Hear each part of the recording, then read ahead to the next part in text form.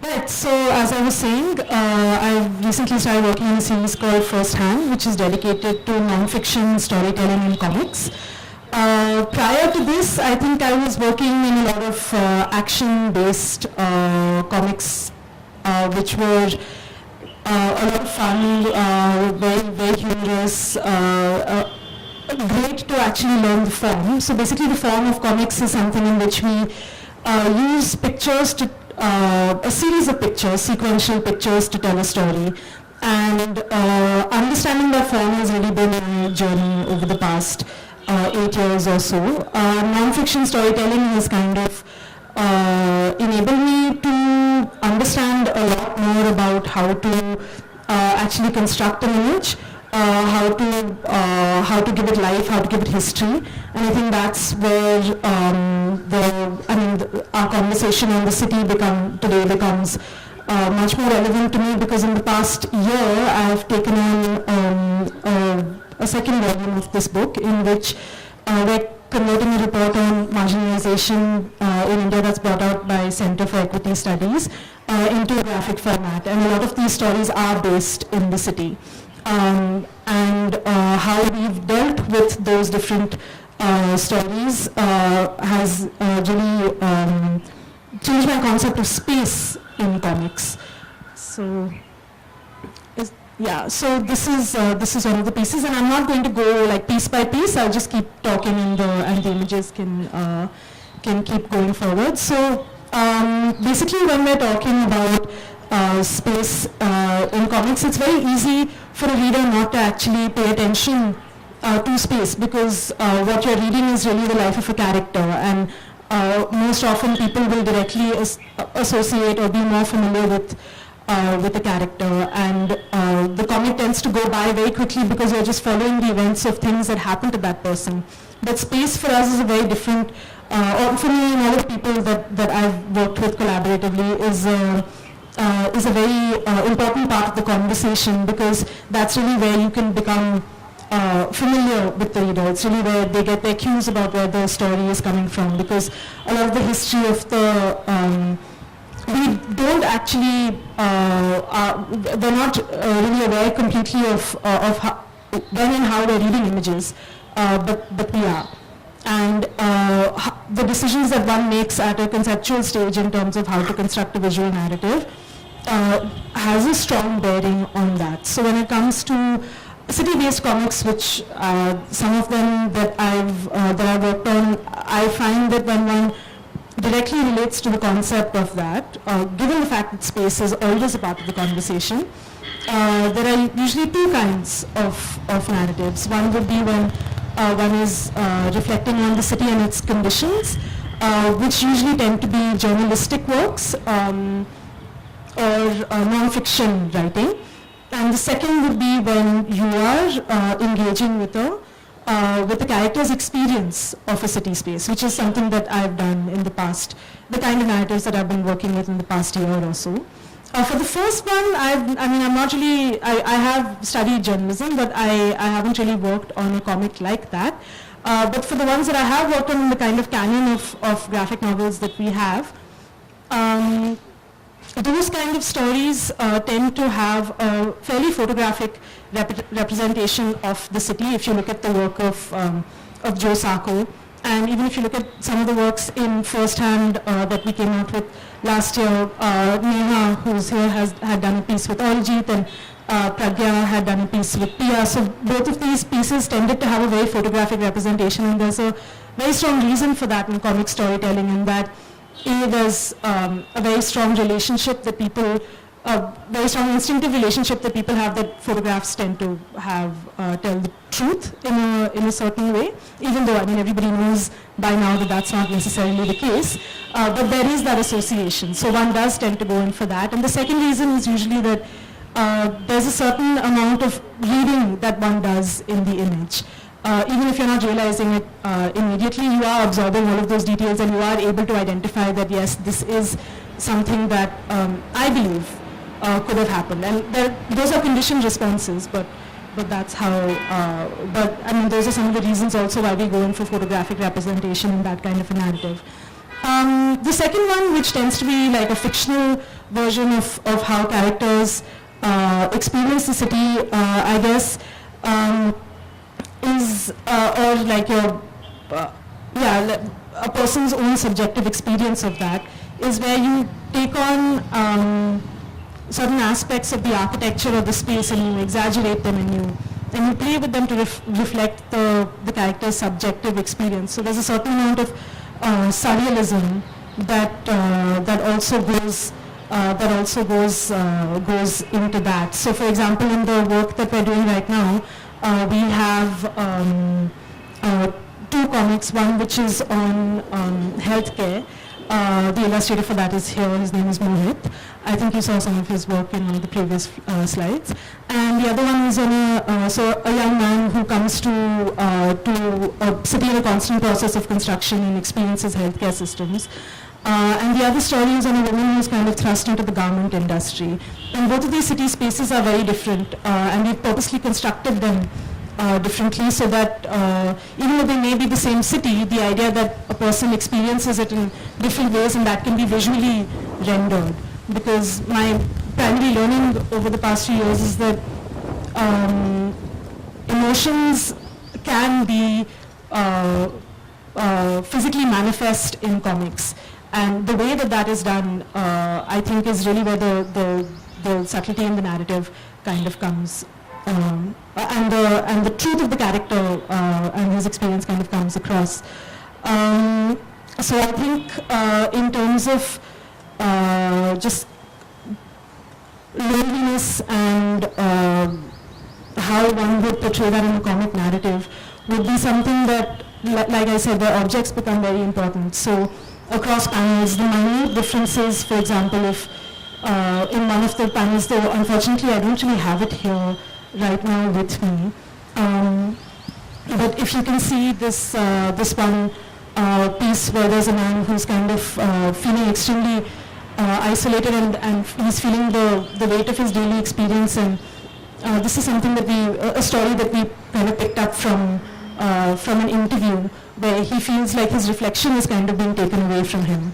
And in a comic narrative, you can kind of literally show that in a very powerful way. Similarly, one of the other characters, she's departing from her hometown and she's looking out of the train window, and the bars of the window, which would symbolize a kind of a separation, then kind of dissolve across her and become a metaphor for her loneliness. So space and objects become very powerful metaphors, and how you galvanize them over the time and space of pages is really, I think, where the relationship between visual narrative and space becomes very important.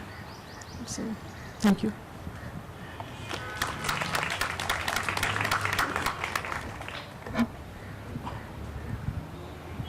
So Vidya mentioned about the use of space in comics and how you exaggerate certain architectural or human elements in order to sort of amplify or shrink spaces as required.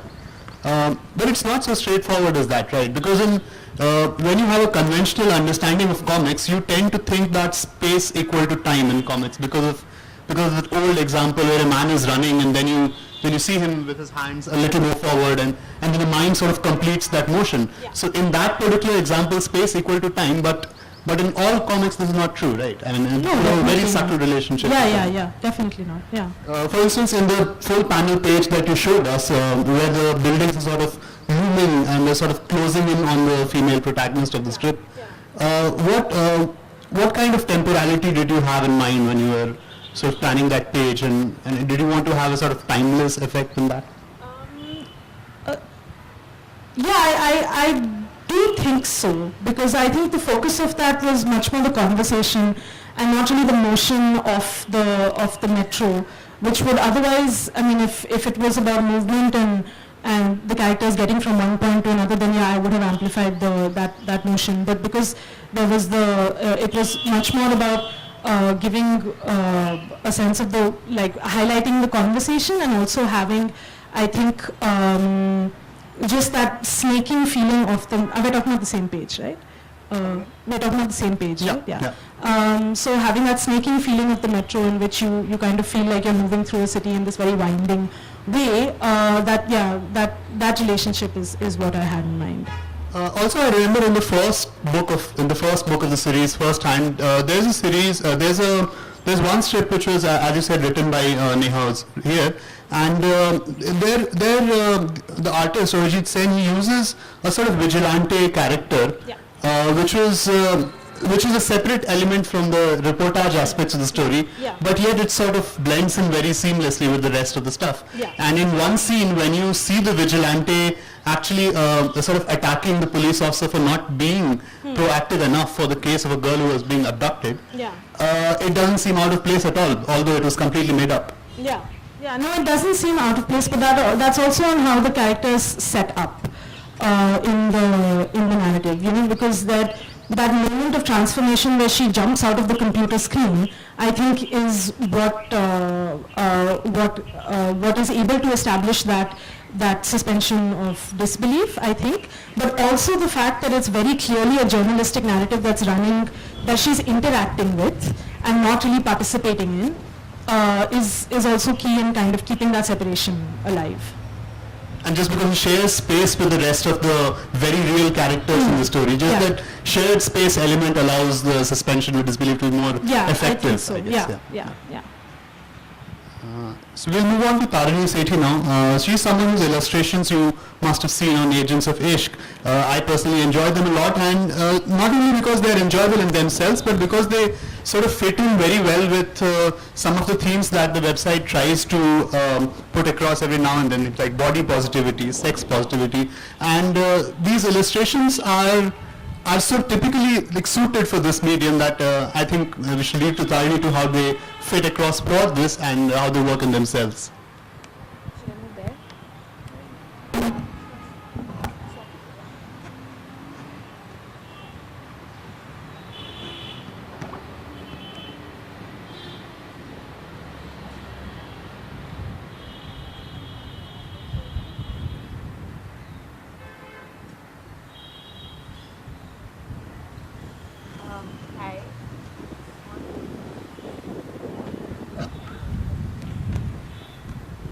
I'm Tarini Sethi. I am a fine artist and extremely amateur curator. And my work, as you can see, is basically just pen and ink and some watercolor. And the subjects and the styles always vary, but the main theme for all my work is the body. It could be the human body, androgynous figures, anthropomorphic figures, figures that have like 7 arms, 3 buttocks, everything, because I just try to sort of move away from the idea of a perfect body and like break this construct of this huge idea that we all have of perfection. And so today I'm going to talk about the series that I started about a year ago. It's an ongoing series called Enemy, Friend, Lover, where I asked friends, strangers, acquaintances to send me nude images of themselves, and in exchange I would draw them, change their images around, add stuff, delete stuff, and honestly when I actually started this project I thought it was a complete long shot because of just where we live and how we live, and I was so surprised because in the last year I think I've got about 40 emails from maybe 12 friends and the rest complete strangers sending me images, so excited to be part of this project. And it's interesting because I think this is the first project that I've done that is a more collaborative project, which is why I think I chose this as a visual narrative, because in a sense the important part of this project was the actual process, because it was the process of either knowing the individual completely or not, and how it actually informed the work. And I didn't think it actually would, but when I actually started drawing a person I know really well, the image would turn out to be so completely different from an image of someone I know of or I know a few things about, because there would be more things in the actual drawings. Their actual personalities would be on the paper. And I just think this project for me was so important because firstly, I think I change what I do so often, my styles change so often, and I get so tired of what I do that I'm always looking for new ideas, new things, and this one was definitely the hardest for me because when I actually sit down to make any sort of artwork, there's nothing actually informing me. There's just my inspiration is mainly just my mood or the idea that I have that day, but the work that I did with this was so different because I was sitting down with a photograph of someone who had basically opened their entire life up to me. They had completely just liberated themselves.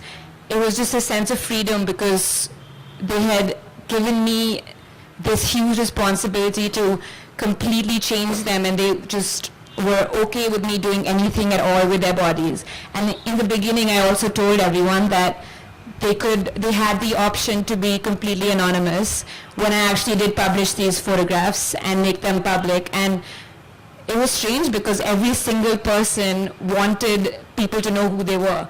And before, also the other thing was that, which I didn't mention, was that it was not only a collaborative process between me and these people, but it was also a word image project where they would send me, I asked them to send me a few words. It could be an actual sentence, it could be words that were separated, that didn't make sense with each other, and with those I would actually write a little limerick or something with each image. And it was so strange because this whole process, this whole year has been so informative, especially for me because I learned so much about my own practice. And so much about the fact that the way you work just symbolizes just everything. For example, let me just stop here. So this is a cousin, her name is Amaya, and her dad was a photographer, she's a photographer, and the way I drew her was in a different process because I chose the colors depending on her mood. I chose the images around depending on her personality, what she does for a living, the kind of person she is. This actually was they were the only two people who posed for me live, and they were so excited to do it. They sat and I was just sitting with them for dinner, and they just decided to take their clothes off for me and said, "This is what we're doing tonight. You're photographing us and you're drawing us." And so I literally just sat there for 3 hours, and they were the most patient models ever, and they just sat with me through this whole process. And later on, I of course added things and erased things, but just the idea that, for example, I gave the girl sitting down a penis is because I know this girl, I know her characteristics, I know her personality, and because of that, I knew what to add, what to delete, and afterwards, I think only after I made my first 12 images and I actually published them, I got more strangers who were so excited about this process, especially when I was interviewed by Agents of Ishq. And after that, when I actually started drawing complete strangers, which was my first one, was maybe my 12th image, I realized at the end of the process that it was just, the result was so completely different. You couldn't see her face at all, and this wasn't on purpose. This was an idea that I had at the end, that I realized that this girl looks like a stranger to me, and if someone actually looks at this drawing, I think they'll understand that this girl is a stranger. And I like this whole process of enemy, friend, lover because it just let people go. It just let them they just were so free. And I think there were so many people also who, when they actually sent them, we were talking about it when I asked them, "Hey, this is what I'm doing, you should send me an image." They were so nervous to actually do it, but when they actually sat down, took a photo of themselves and sent them to me, it was so interesting because after that they were so excited to do more projects with me with the nude image especially, and we started talking about other collaborative things we could do. And it's just this idea that the second you actually realize that there are these constructs that you can break, there are these boundaries that you can break, that the body is so important, but you're beautiful, you know. It's this identity, this thing where you're so scared that am I too fat, am I too thin, I'm comparing myself to other people, I can't photograph myself naked, I don't want to be seen in this dress. And suddenly the second you actually just reveal everything, you take all your clothes off, you just have this sense of complete freedom. And this is it was just like the best project I've done because of the kind of responses I got from people and how just they were so excited. I'd never felt this way before. And for me especially, though, I've seen my friends naked, I've seen people, I've like drawn nude models, everything, but even for me, when I actually got these photographs via email, it took me at least 3 weeks to start the project because I was uncomfortable. Even the sense of comfort slowly started as I started drawing, and I realized that these are just people, these are bodies, they're all fantastic, they're perfect in their own way, and that was just how it led to me to start and finish the project. Thank you. Well, Arnie, I suppose the obvious question is, I think it would be presumptuous to say most of us, but I think a large number of us are habitually unhappy with our bodies, completely unhappy with our bodies. So I suppose the obvious question is, did you feel any pressure at all while sort of representing these people, some of which were strangers, and you were drawing them according to how you saw them, and you just described the process by which you added a penis to a girl that you knew. It's funny actually, when I actually put this project out there, I actually added a disclaimer saying that if you have seen my work before, you will know that I'm not going to draw you perfectly. I'm not going to make you look exactly how you do look. I'm going to add three breasts to you. I'm going to make you extremely hairy possibly. I'm going to just completely change you around. Yes, you will look a little bit like you, but there will be additions, there will be subtractions, and if you're okay with that, then be open and send me this photo. So I think everyone knew that they were getting what they were getting into, and because of that, everyone was fine with it. Even people they were like, I don't know if I want to be anonymous or not yet, send me the drawing and then I'll see. And I just sent it to them and they were just so okay with me having changed them around, and I think because they knew what they were getting into. So they were all okay. And therefore there was no actual pressure on me either. So. Also, it strikes me as, whenever you look into the mirror, or when you're looking at a photograph of, say, a fairly garden variety studio shot photograph, where the lights are just in a particular way every single time, it just strikes me that all these images are produced with a very specific purpose in mind. I mean, when you're clicking a picture in a studio, you probably want it for your passport, you want it to show a prospective employer. There is a definite purpose in mind. Do you think that some of the trust that these people gave in you was due to the fact that you had no visible agenda, apart from just sort of doing what your creativity told you to do? Definitely. And also, I think there were two things. First, it was trust, because that's so important. Number one, someone is sending you nude photos of themselves and it's sitting in your email and they don't know what you're going to do. They have no idea who you are. I mean, the kind of trust that people are giving to you is so huge, especially for a project like this when they're literally, no one is safe, especially with the internet, you know this. So that was massive. But in general, I think, it was just a huge amount of trust. But because they knew, definitely, because they knew of the way I drew, they knew that they were completely going to be changed around. It's very different being photographed and getting that photo actually published on Facebook or on a website, because that is exactly who you are. If someone sees you, your professor, your employer, they know that's Tarini. But it's a different thing when it's a drawing, because it looks a little like you, but there's never a certainty. And I think that was also the reason why they felt a certain comfort. So just because, just to return to the example that you gave us, you added a particular thing in a drawing because you knew that person's characteristics, and they sort of somehow typified and somehow represented those qualities that you knew to be present in those people.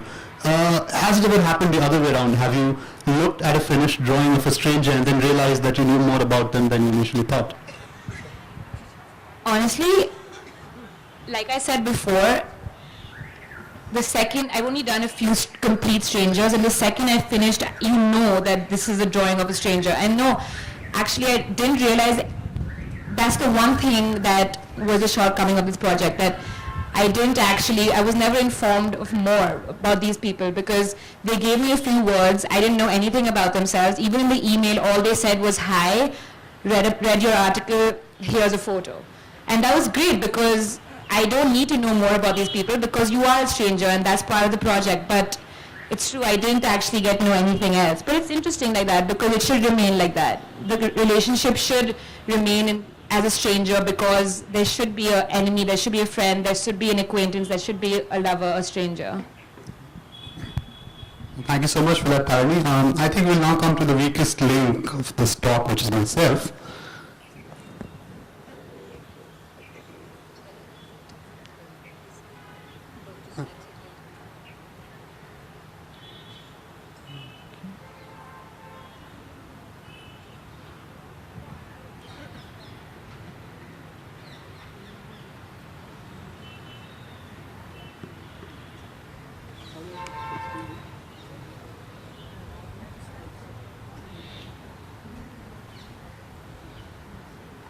How to look at comics more closely, how to give these work the attention that they deserve, because comics, I feel, are a very unique medium. They're a medium that sort of marry the strengths of text and images, but it goes much beyond that, because as some of what we discussed earlier, the ways in which we experience space and time is something that comes very, very, very organically in comics, I think.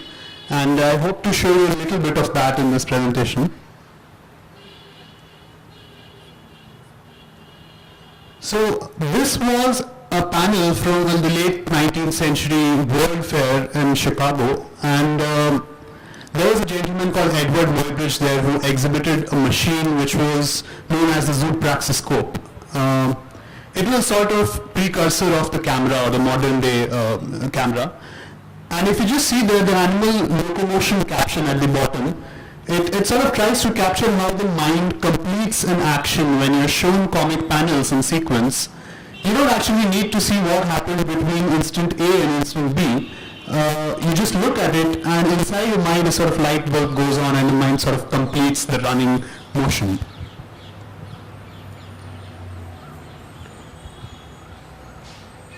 This is a page from a graphic novel called Here by Richard Maguire. If you see in the top left-hand corner, it's a little blurry, but the year says something like 1313, or it's set in the 14th century, and the smaller panel towards the bottom left side captures the same exact space 500, 600 years later. 600 years later, that space is now a living room where people are coughing. And 600 years ago, that exact same space was the site of a raging forest fire. Now, can a forest fire which started 600 years ago actually cause you to cough right now? It cannot. But in that moment when you're reading this page, because these two events, which just happen to be taking place in the same physical space, and when you experience them this way, in this page, there is an artificial causality which sort of, because the mind completes that action of comprehension, right?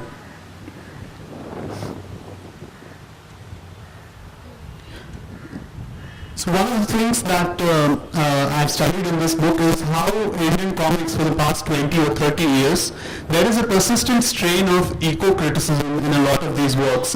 This is a page from the first graphic novel, is generally considered the first graphic novel in India in English, River Stories, and it began with a sort of origin myth of the Bhilala people. And most significantly, it saw the universe as a sort of female anthropomorphication, right? And this is not something which is unique to this book.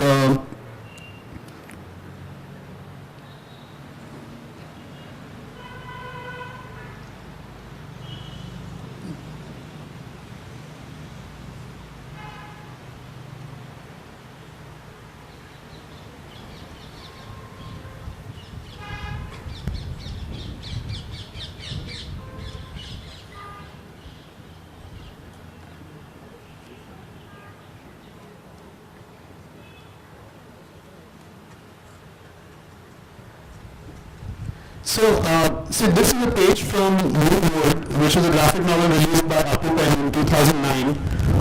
What it shows here is the sort of mechanization of agriculture that has taken place in India over the past 20-30 years. In this sort of dystopian world, you have machines to do everything, every little step of agriculture. And you see the crops are growing by themselves. They are quite literally a Terminator gene, because a Terminator gene was one of the main issues raised against the mechanization of agriculture. Basically, you had a gene in the seeds which prevented farmers from using the seeds again. So every new crop cycle, you had to buy the seeds all over again. So what does this crop do? The moment you touch it, the man gets an electric shock and he passes away right there. So you do not need to hire security for your crops.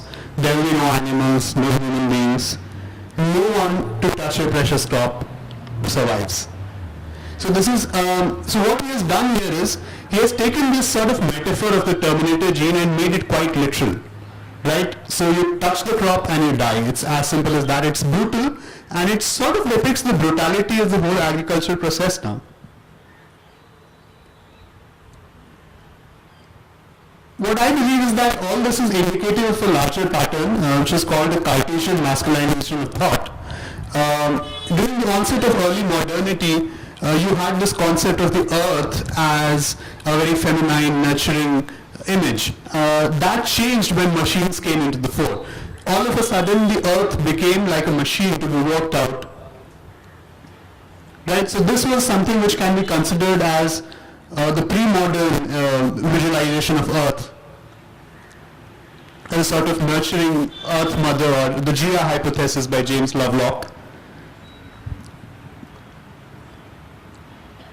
But now, so this is another page from Apu Pen's works. This one is from Aspirus, where, as you can see, the winged beast represents the dream of capitalism, the dream of vertical cities in the sky, right? And this dream sort of affects indigenous people everywhere and influences them in a very unsubtle manner to change their lifestyles, to change their entire way of living. This is perhaps my favorite image. So this shows an indigenous boy who is chasing the winged dream. You can see the top right panel. The winged dream is just out of reach, and he is escaping all that is natural to him. And he is escaping towards an unknown, uncertain future represented by the winged beast. The greatest thing about this panel is that it is divided neatly into 12 equal sized. So this is what is called a democratic page in comics theory, in which every panel has the same size. And if you just look back to what I said earlier about the Cartesian masculinization of thought, you see all these panels, they're very neatly, almost mechanically divided. So it sort of reinforces the notion about our obsession with quantification of everything. We want to measure every single thing.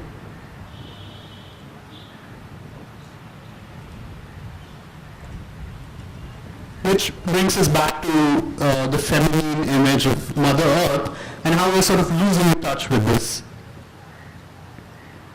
This is a page from Adi Parva in which Ganga is represented as this sort of anthropomorphized mother deity image. Okay, so this is just the final image of this presentation is Sita, as seen in the page from the comics Ramayana 339280. If you can see, Sita's feet are conspicuously absent from this illustration. You can't quite see her feet. You can't see where her feet start and where the earth begins, right? So her feet are sort of merged into the earth, suggesting roots.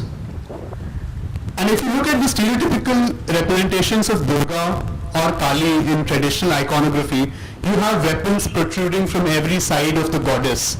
You have weapons, many hands, many weapons, and weapons are the way in which men dominate the world, right? And instead of weapons in this deity image, you have children peeking out from every side of Sita, and they're asking her what she is doing. And what she is quite literally doing in this image is she is recreating a form of flower which was thought to be extinct. So this book is set in 339 to 18, the dystopian future, where certain kinds of flower, in this panel she says the champa flower, which is extinct, Sita can quite literally make flowers bloom with her tears.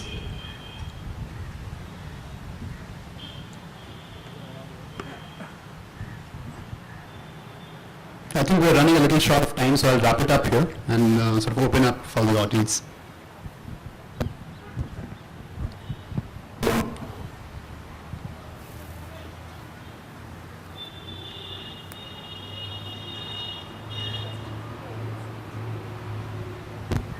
Any questions for Chandan or Vidyan or Tarini?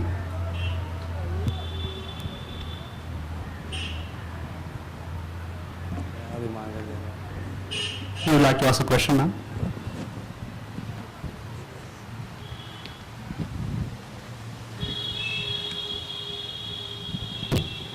It was a very, very interesting presentation from all of you. And what I very much liked was how the comics and the graphics have been evolving themselves, enhancing the understanding and learning as well. In the academia also, especially at school level, we've started using a lot of comic and graphical illustrations.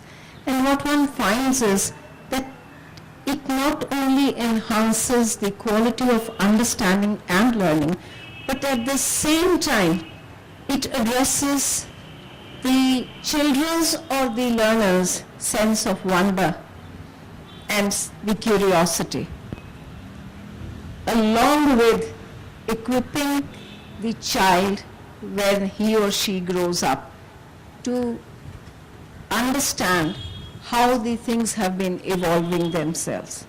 Another thing that one has found is that I think one of you said that comics speak for themselves and you need very little language to express when you are facing an exam or something. To give you an example, when we were talking about the corporal punishment, we hardly used any language except the three children sitting with their bandages and, having fear in their eyes. No language, just a line, what should we do? Then three children looking towards the school, one child saying, I do not understand maths. The second child saying that the teacher doesn't like me. The third one says, the parent doesn't like me. And three of them looking at each other. The next word is, what should we do? So I think when the graphics and the illustrations express in many ways, they will make us think of different ways how things have evolved themselves, how people have found the mechanisms to cope with difficult or with happy situations, and how we need to move away a bit to from technology purely. I'm not saying we need to move away from technology, but then we need to talk, we need to sit together and discuss what our sense of surprise and wonder has been and what our learning has been. So I think it's a very, very beautiful way of expressing ourselves, and I think what she tried to say was very, very interesting, because you try to take away something, you try to add something, and maybe it's a kind of a game that you get into, and the various expressions that you can put across. Think for yourself and also let the others think. I think very beautiful messages were coming across. Lovely. Thank you. So if anybody doesn't have a question, I would like to ask one thing to Chandan. I think I followed a lot of your pictures which were taken in the middle of protests at Jantar Mantar and at other places. What I wanted to ask you this, with public memory shortening every single day it seems, how important is chronicling a movement or chronicling protests or chronicling dissent in the photographic form, and how different is it when you click a picture, the next day it appears in the newspaper, and the second case is when all those pictures are taken together and sort of made into a book. How different are they experientially? How different are the processes that go into making these things? Yeah, I'll tackle the question in parts. To start with, I think in today's day and age, when millions and millions of images are being made on a daily basis, chronicling any kind of anything is extremely important. But I think that the context of that documentation should be more than just preserving information. There is already a lot of it out there. What happened with a lot of protest images, which were, not just taken by me, but by others, they got personalized. People put in their own experiences of facing tear gas shells or the lathi charge or the water cannons, and that made those images stand the test of time. They were shared extensively on Facebook. They were shared extensively on Twitter, Instagram, and people got connected to not just the photograph, but to the movement in itself. I think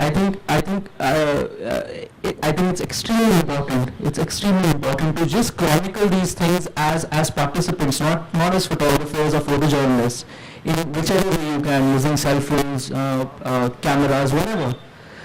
Coming to how the two images are different, I think when an image comes in, the way you see a photograph in a newspaper these days, it's pretty much it sort of pretty much represents the writing. It is an addition to the writing and does not have an agency of its own, I feel.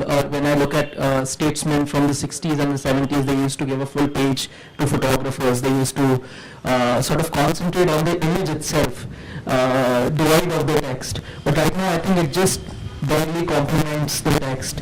Hence, all these images, when they come together in a book, I think the impact amplifies, because a book will last. Exhibitions will come and go, newspapers will come and go, magazines will come and go, but a book lasts. In a way, a book stands the test of time. It also tests memory and perception, because what you think of an image right now, you might just feel differently 10 years later. And hence, your experience of that protest or your experience of that moment only, I think, enhances and gets nurtured if the image can be preserved in a book or as an archive. That sort of relies on public memory.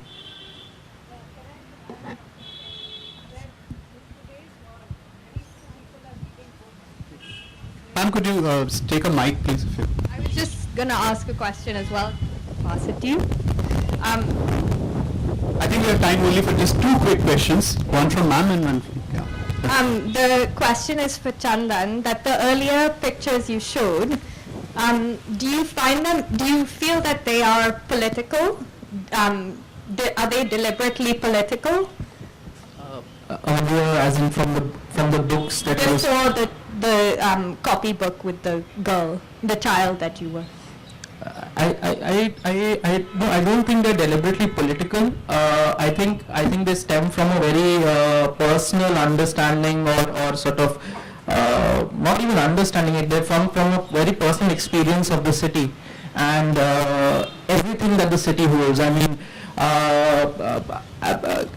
for me, once I sort of graduated, I had a pretty. We all have a very cocooned childhood. We are nurtured in institutions which don't let you sort of look outside or not think beyond certain frames. For me, they were, I think, extremely personal photographs of all that I was experiencing alongside every possible contradiction that existed. Like the landfill could have been very political, but I didn't choose that idea because I've seen in newspapers thousands and thousands of photographs of rat pickers, and it makes no difference because it only evokes apathy. Because then you say to yourself, yaar ye to hota hi rehta hai, isse kya farak padta hai. But I thought it was important to represent it in such a way that the beauty of it, the fallibility of it comes out. That it for a moment you think that, when you cross the highway next time, you cross the canal bypass next time, you look at that and think that, it is really taking the burden of the city, and there is, because of the truth that exists, there is a sense of beauty there. What I was basically saying, that in today's world where very few people actually read books, so is the future of, whether it is your handmade books or it is your comics, are they all moving into the digital space? I mean, what is the future today? Because our generation read a lot, but today I don't think kids even look at a newspaper. Would you like to? Time to look into our crystal balls. I mean, this is a big question with comics because it's a format that's based on a printed, it's a printed format originally. So a lot of the language we use is for a book format. So to address the question of digital, I think if it does go digital, it'll be a completely different form entirely. You'd use it completely differently. But I do think that there's value in going digital because there are huge constraints that print places on you, which are becoming increasingly clear to me as time goes by. And if you're just looking at in terms of response to what's happening around you in terms of putting ideas out, then maybe a digital version may even be desirable, even though we hold a lot of nostalgia for print. Yeah, I think, see, my feelings toward is are both positive and negative. I mean, I think digital is a way. I mean, you can read a book if you can have an e-version of the books. It's not a bad idea to experience art like that. It reduces the cost and everything, and also accessibility. There is accessibility. Having said that, I feel that the print will never run out. It will always stay. It will stand the test of time. Because the moment you pick up a book, you physically feel it, you invest in it, automatically your memories get attached to it. And once that happens, there is no way an object can die. That is impossible to happen. In our homes, look at objects that are of no use to us, but we still preserve them.